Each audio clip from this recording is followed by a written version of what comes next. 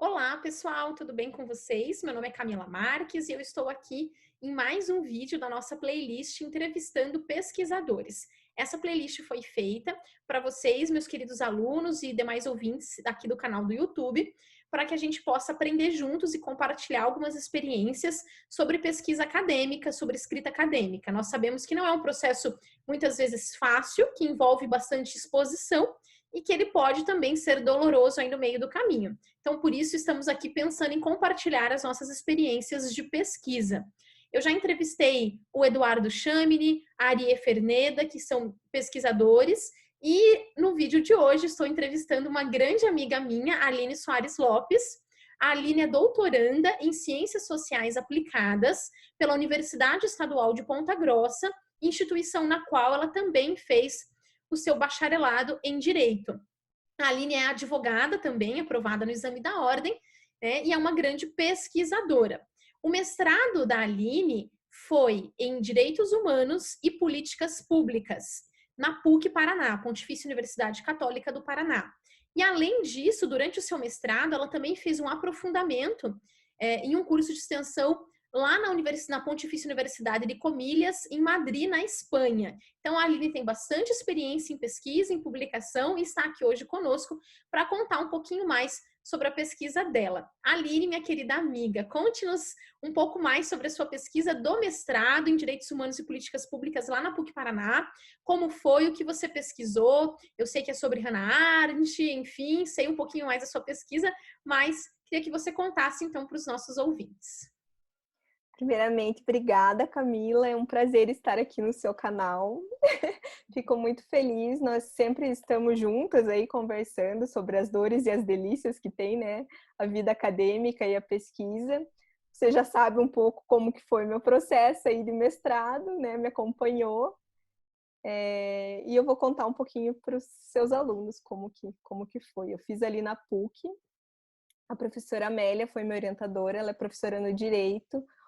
Eu fui a primeira turma do programa de Direitos Humanos e Políticas Públicas, então, assim, estava todo mundo meio que começando, assim, conhecendo ali o programa, começando, tipo, a aprender como que fazia as orientações, assim. A gente foi uma turma meio cobaia, mas eu acho que deu tudo certo, assim.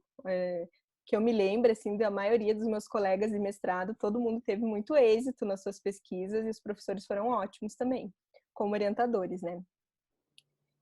Eu entrei primeiramente no mestrado com uma ideia de escrever sobre Hannah Arendt, porque era uma coisa que eu já estudava na graduação, e sobre direitos humanos, que era o tema geral ali do mestrado, né, que era direitos humanos. E daí eu entrei com uma ideia fixa. Como eu já estudava Hannah Arendt, eu tinha um problema dela que me movia, assim, que era a questão da liberdade na política. Aí eu pensei, não, eu vou escrever sobre isso e vai ser isso. Tô com a dissertação pronta praticamente na minha cabeça. E daí, quando começou as orientações, que daí eu fiz bastante leitura, que eu ia conversar com a Amélia, a professora Amélia, ela não tinha conhecimento na época em Hannah Arendt. Ela começou a estudar junto comigo. Então, assim, ela tinha todo o conhecimento em direitos humanos, né? Era minha orientadora, ela foi ótima. Mas Hannah Arendt, olha que orientadora perfeita. Ela montou grupos de pesquisa, projetos de pesquisa para estudar Hannah Arendt para poder me ajudar. Foi uma experiência, assim, bem legal. E daí a gente tinha muitas discussões, assim, sobre a autora. E como ela não tinha tanto conhecimento, assim, sobre as obras da Hannah Arendt, ela vinha para mim com umas perguntas, assim, que pareciam óbvias, mas não eram. Qualquer pessoa que fosse ler o meu trabalho teriam as mesmas dúvidas que ela. E eu ficava, mas meu Deus, como que eu vou responder isso? Como que eu vou responder aquilo? Então, eu acho que isso, no processo de escrita e de construção do meu pensamento, foi muito importante também. Porque, às vezes, uma coisa que é muito óbvia na tua cabeça não é óbvio para os outros. E principalmente para alguém que não tem contato, às vezes, com o tema que você está escrevendo, né? Uma coisa nova, que nem a Hannah Arendt, assim, ela é conhecida dentro do direito, ela é uma filósofa, uma pensadora que faz várias críticas do direito, mas ela é da filosofia. Então, quem não está habituado com a filosofia pode ficar em dúvida em vários momentos.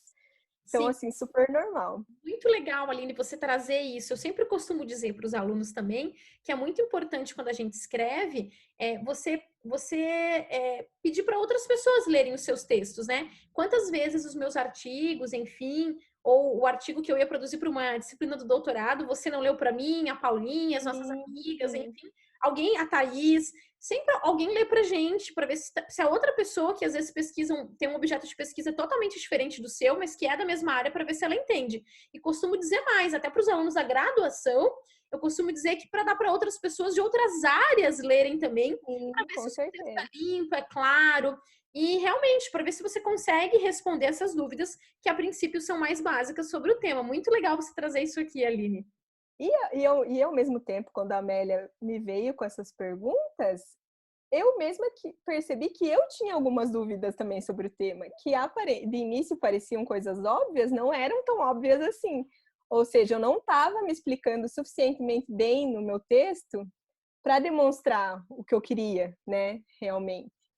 Então, assim, de início eu tive essa dificuldade, eu acho que, assim, eu penso a escrita de dissertação, ou de tese, ou do próprio TCC, como um processo. Quando você vai terminar, não pense que vai ser um processo acabado, porque não vai, ele continua.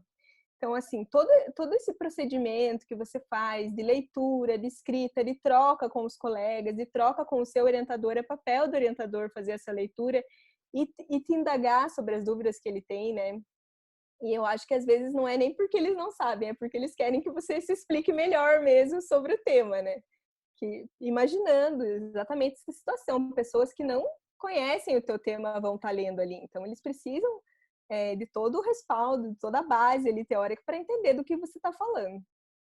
Então, esse processo que eu queria dizer, ele faz parte.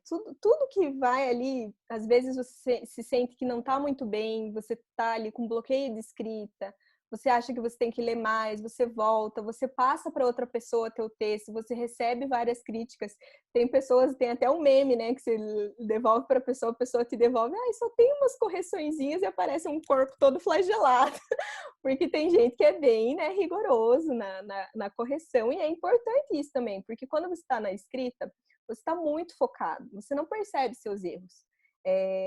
O próprio erro de digitação, você não percebe, você lê, relê e você não percebe. Então, é muito importante que você passe para outras pessoas, que os orientadores leiam, né, esses trabalhos para poder corrigir. E também eu super aconselho que antes de mandar para uma qualificação ou antes da própria defesa, você mande para um corretor ortográfico, alguém especializado ali em corrigir normas de formatação, edição de texto, próprios erros de digitação, porque vai ter bastante e a gente acaba não percebendo. E não Nossa, é porque a gente é burra, faz parte faz do parte. processo. Você sabe, Aline, que uma vez a minha orientadora corrigiu um artigo e eu não tinha percebido que eu estava misturando 3 teorias diferentes no mesmo artigo e que estava ficando péssimo, na verdade. E o erro era A meu. gente faz. Mas ela foi fazendo vários balãozinhos assim de observação naquele modo de correção do Word, mas de repente em um balão estava escrito assim: Camila, até agora, isso é orientação de doutorado. Camila, e ela é um amor, né? Maravilhosa, minha orientadora. Uhum. Camila, até agora estava conseguindo ler e acompanhar, mas a partir daqui ficou muito difícil, estou desistindo da leitura.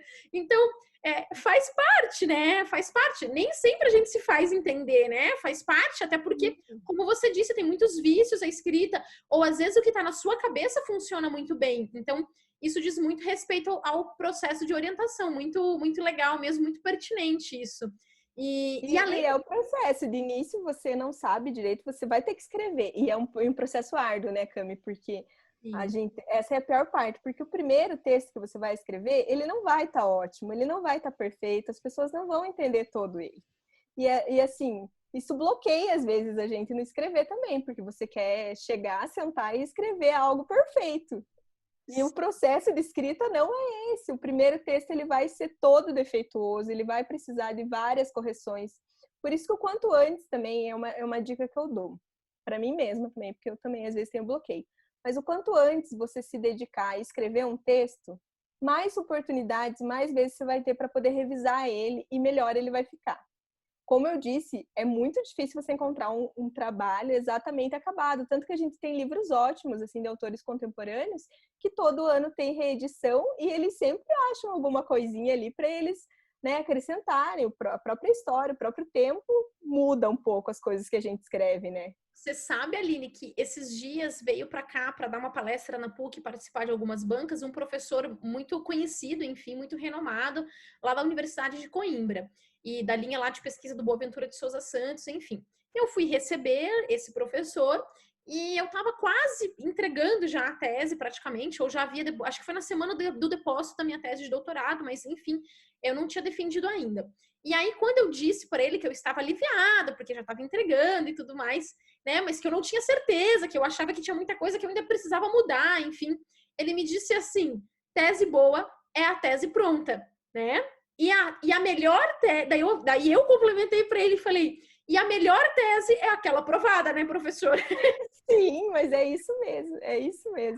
Uma hora tem que terminar, né? A tese boa é aquela que você finalmente entregou e terminou, né? Então, enfim, claro que a gente aí tá sendo, né, de certa forma, exagerando um pouco, mas é porque muitas vezes a gente quer buscar uma melhora constante e o texto nunca vai estar perfeito. Nunca, nunca. Né? Assim, os melhores escritores que a gente mesmo gosta, né, de ler e se respalda em cima deles, a própria Arendt, em algum momento você vai encontrar ali uma contradição no texto dela que você pensa, poxa, mas aqui ela não foi tão clara no que ela quer dizer. E assim, é o processo de escrita. Você tirar da tua cabeça para o papel vai ser sempre algo um pouco tortuoso. Não pode ser tanto também, porque senão tá errado.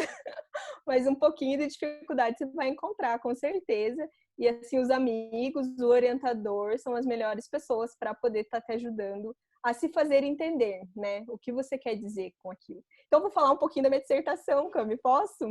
Conta da estrutura, como é que você estruturou, do conteúdo, deve, amiga, deve. Cami, vou falar um pouquinho para você como é que foi o meu processo de qualificação. Conversando com a minha orientadora, a gente pensou em fazer né, nos capítulos, o que ia ser feito, quantos capítulos, qual era o nosso sumário. E a gente pensou que 100 páginas de texto estaria suficientemente bom para explicar tudo que eu queria, né? E daí eu fui para a qualificação com 60 páginas, que a minha orientadora condicionou, ou você faz 60 páginas para a qualificação, né? Ela não falou 60 páginas, mas assim, um tanto do texto para a qualificação, e daí você pode ir para a Espanha, que daí eu queria fazer um curso de verão lá e poder escrever a minha dissertação lá nos ares europeus.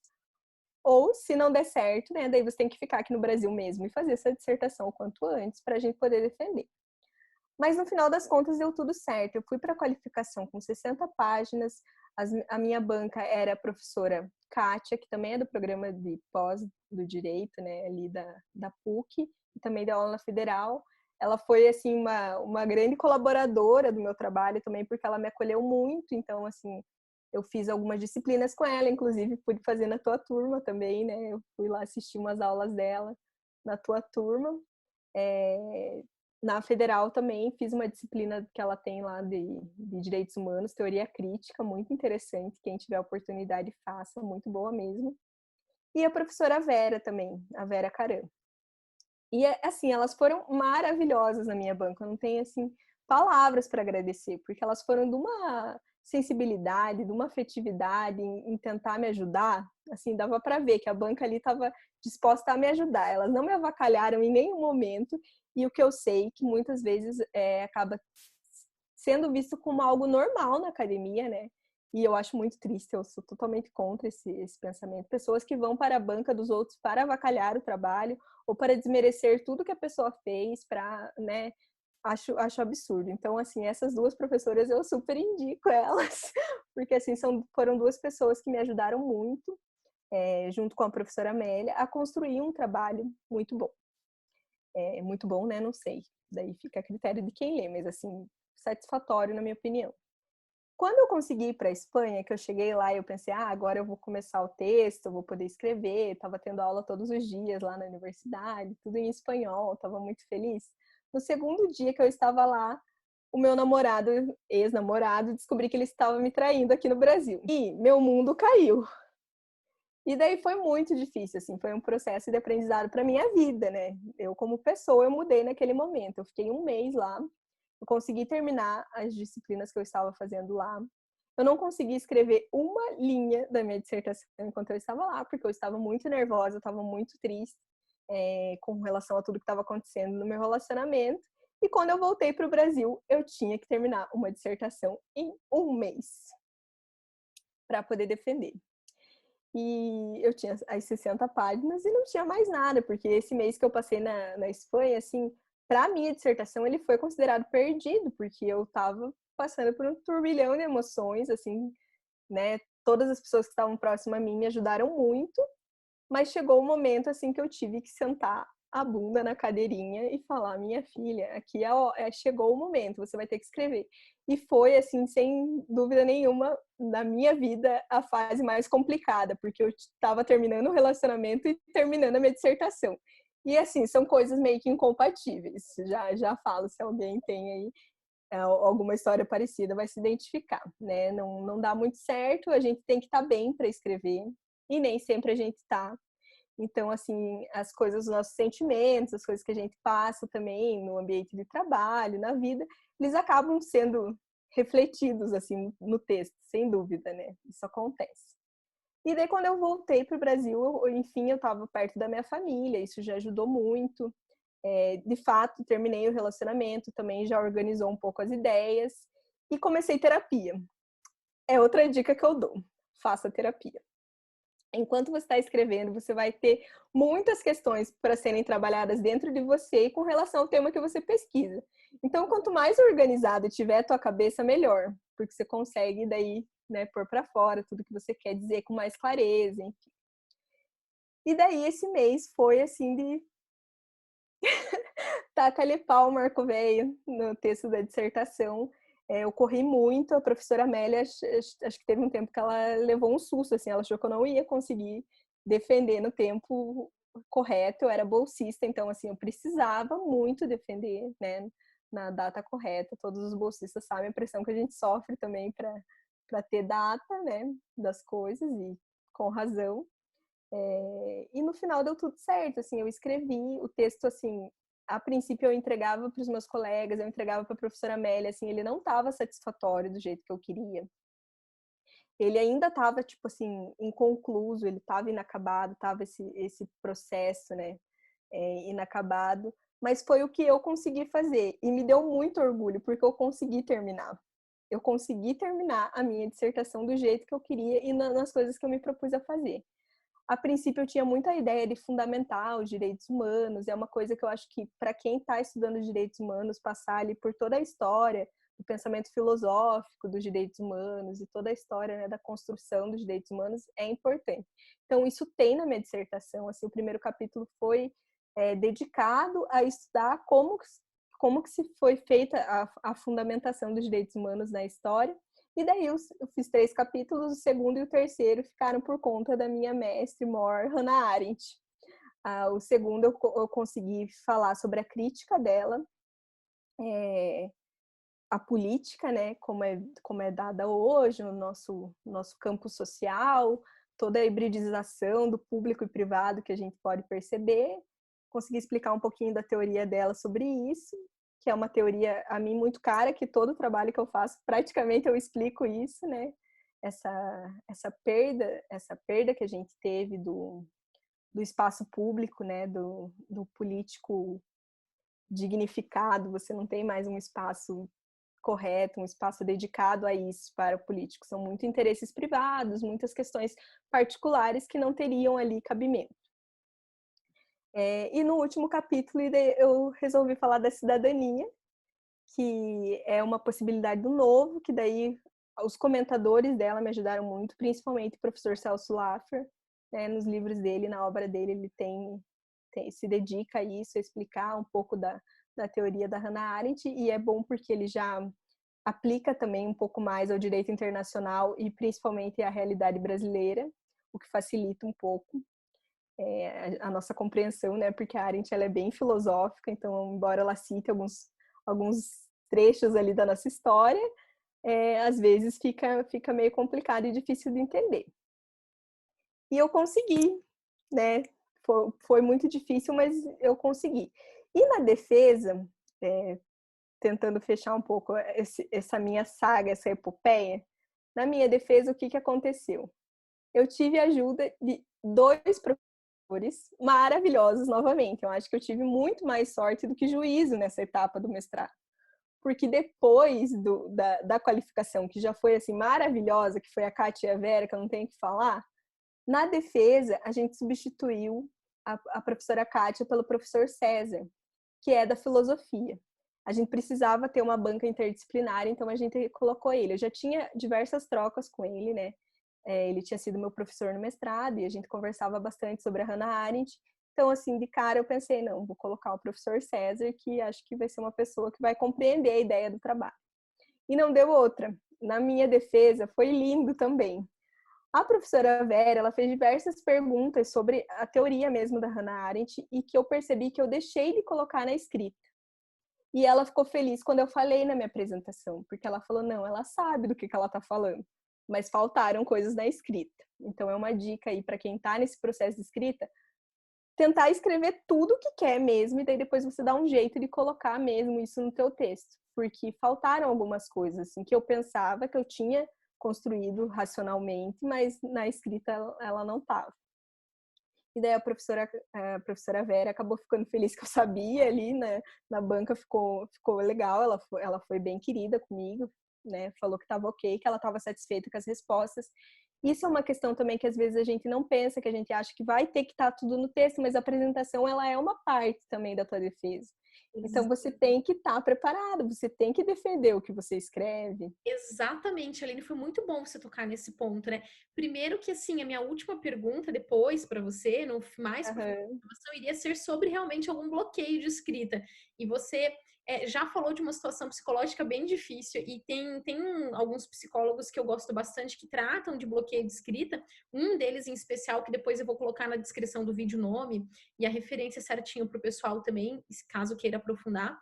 E ele sempre diz isso, que fatores psicológicos, como o término do seu relacionamento, acabam influenciando mesmo na nossa escrita, que isso é normal, que nós temos vários processos, então, de outras coisas que influenciam na escrita acadêmica, que por si só já é uma escrita que nos expõe muito, né?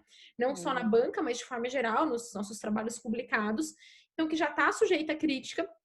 E problemas pessoais, assim, é claro que nos prejudicam bastante nesse processo de escrita. Então, já foi muito legal você falar disso e de como você superou isso também e de como tudo acabou dando muito certo, né?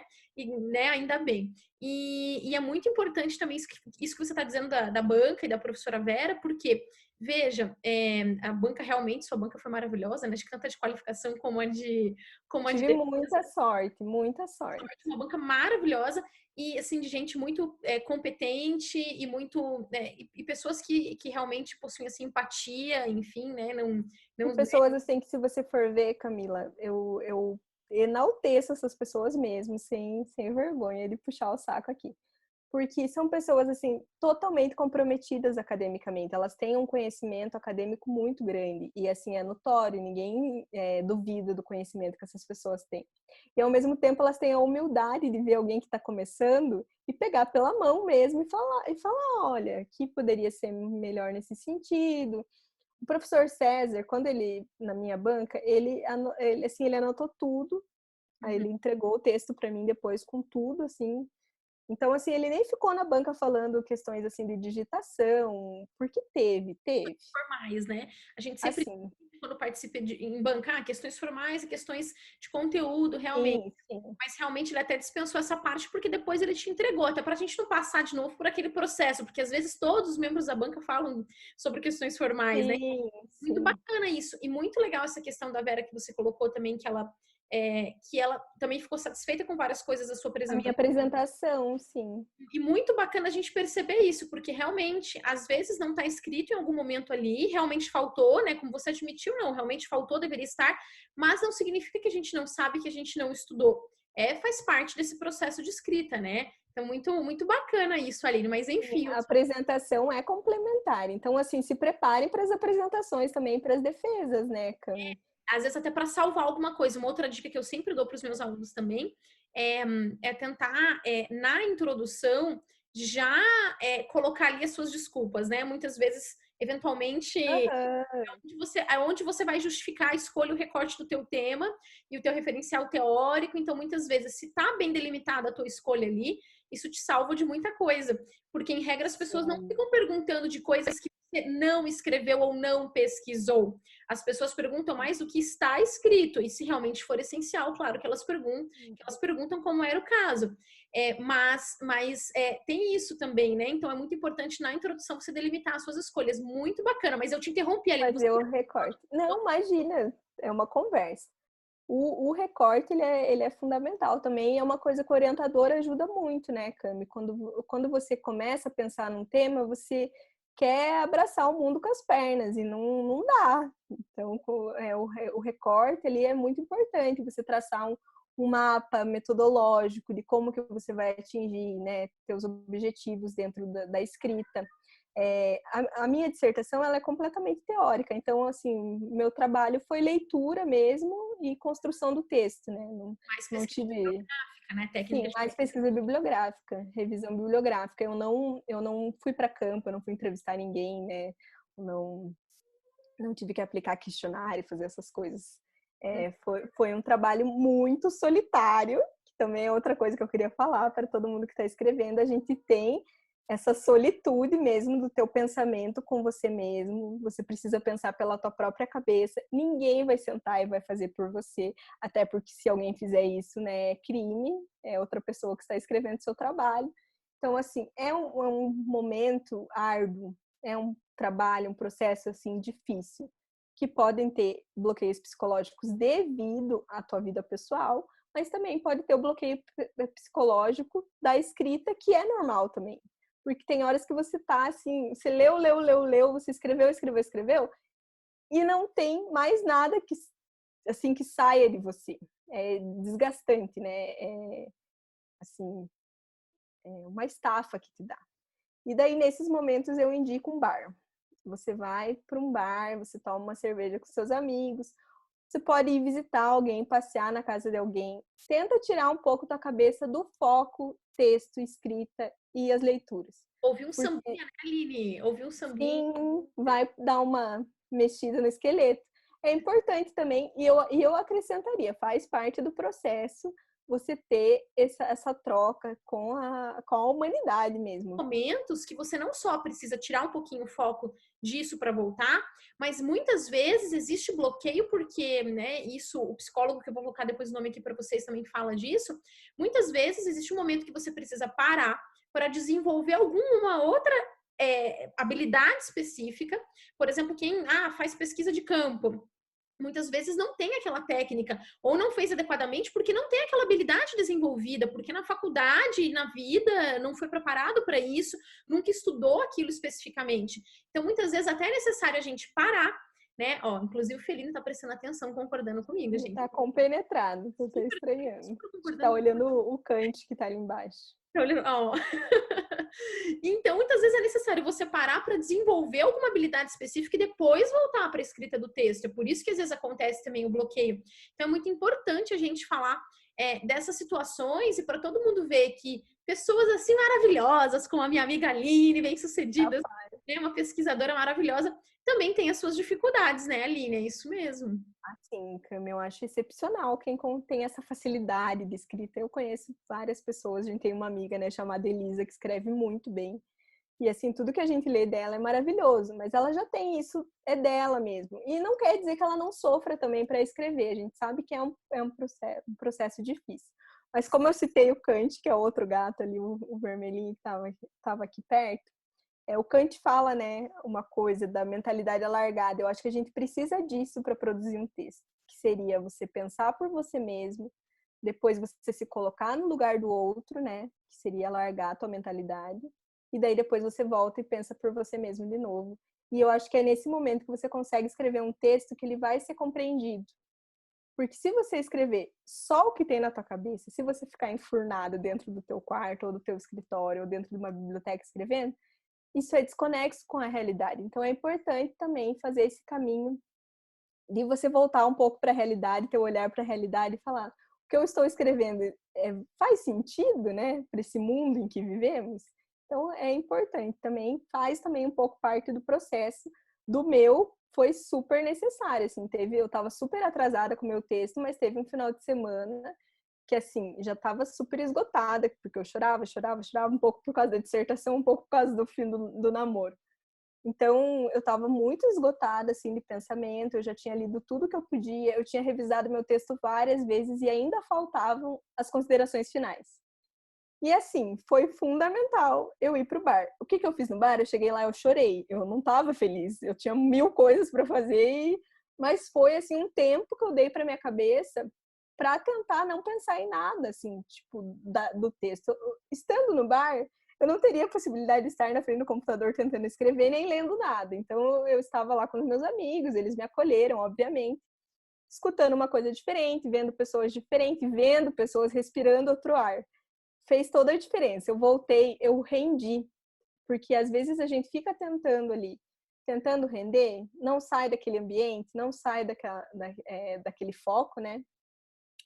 E a hora que o momento que você sai, às vezes é uma revitalizada no teu pensamento. Parece que assim o ar entra mesmo e daí você consegue colocar para fora o que você quer.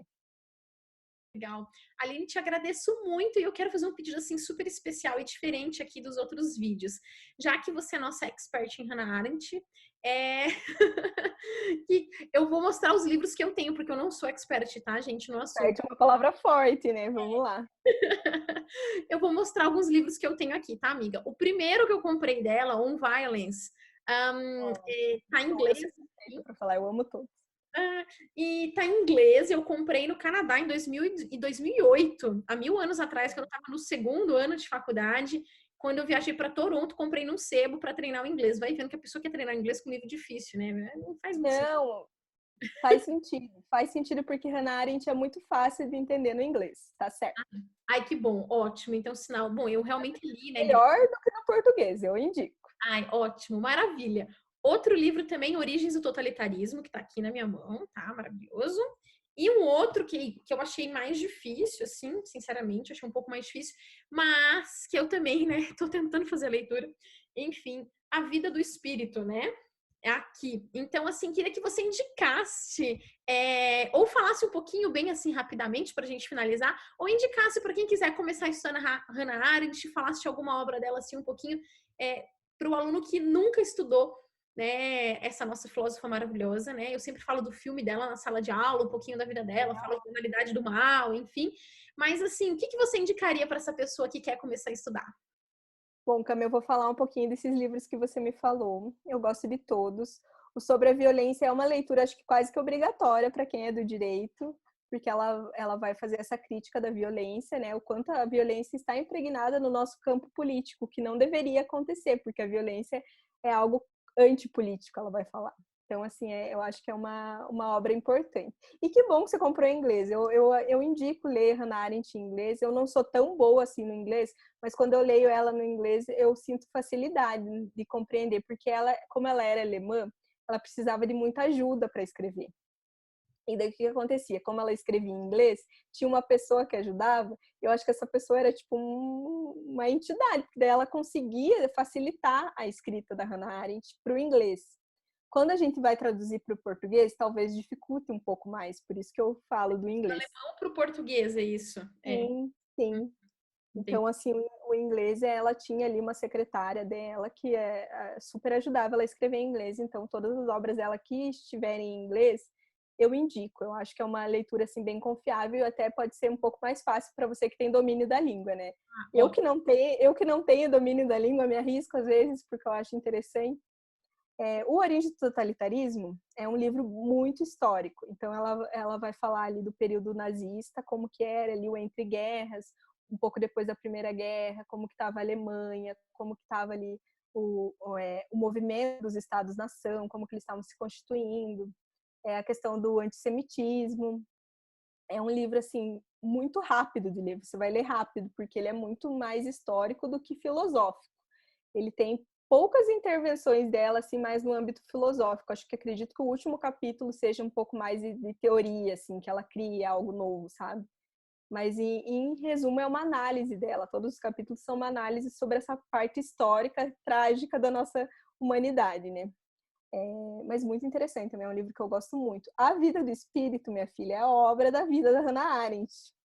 Assim, até eu leio Hannah Arendt desde a graduação, já vai fazer quase 10 anos. Mas, assim, mesmo as pessoas que amam a Hannah Arendt, que são especialistas, que estão lendo há muito tempo, a gente sempre tem o que descobrir dessa mulher, porque ela é muito incrível, ela tem muita coisa publicada, e, assim, ela tem muitas ideias, assim, que podem abrir a nossa mente para outros temas da realidade, enfim. E a Vida do Espírito, eu falo que é a obra da vida dela, porque eu acho que ela consegue trazer toda essa questão que ela fez de crítica política um pouco mais para esse espírito nosso, essas indagações humanas, sabe? Muito filosófica. Ela volta completamente para a filosofia do nosso pensar, né? Ela vai falar sobre o pensar, o querer e o julgar. O julgar, ela morreu enquanto ela estava escrevendo, então é um livro também inacabado. E daí o que abre espaço para muitos pensadores virem falar o que seria o julgar para Hannah Arendt. Inclusive, a minha orientadora aqui do TCC, da UEPG, a professora Cristina, tem um livro ótimo, né? Justiça em Tempos Sombrios, que faz uma aproximação um pouco mais dessa ideia do julgar em Hannah Arendt. Ela tem o livro do Eichmann, em Jerusalém, que para quem estuda assim direito, né? Questões de direito internacional, é um livro também muito interessante, porque ela é muito crítica a todo o tribunal de exceção que foi feito para julgar o Eichmann. Mas, sem dúvida, eu indicaria A Vida do Espírito. É difícil, mas é o mais lindo. Você encontra com a Hannah Arendt nessa obra.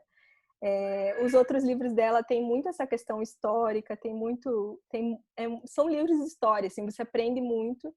E a questão filosófica, para quem não é da filosofia e não tem assim essa aproximação de cara, você vai levar um tempinho. Você vai ler um livro, você não vai entender nada, mas esse livro novo, tá?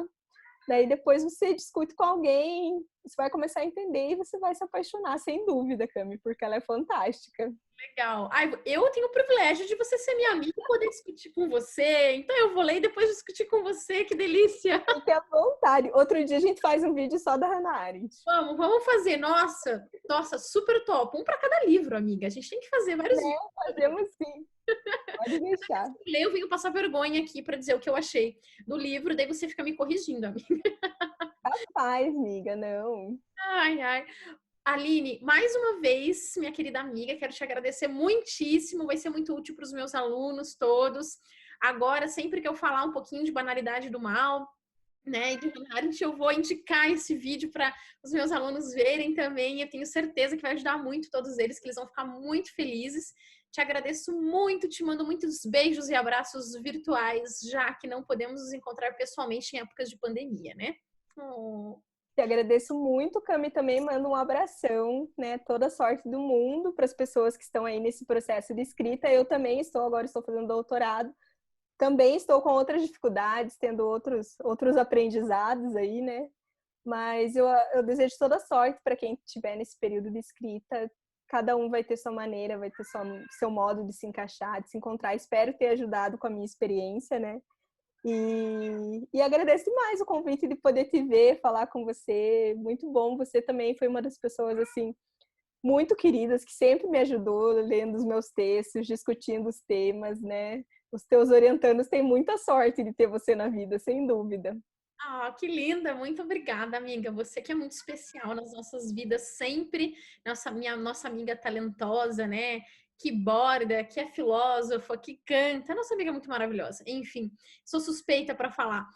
Amiga, mais uma vez, muito obrigada. Para vocês, beijo. Para vocês que então estão aqui no canal, obrigada por assistir esse vídeo. Se você, né, gostou, curte aí o nosso vídeo.